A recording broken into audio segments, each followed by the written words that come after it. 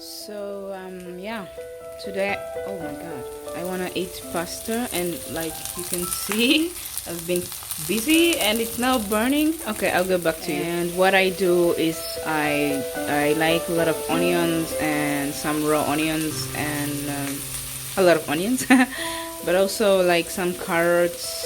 I love carrots, so I always add carrots in my pasta. I don't know if other people do it, but I do it and I love it, and it tastes delicious. So yeah, let's do it.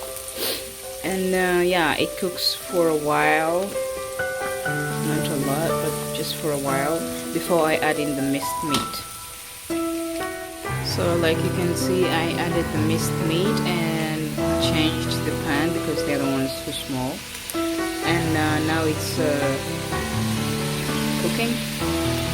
Yeah, and then like I'll add a few seasoning and some curry, yeah, just things that I like before I add the pasta. You can see the pasta is already cooked, and I drained the water out of it because yeah, that's what I read in the instructions. So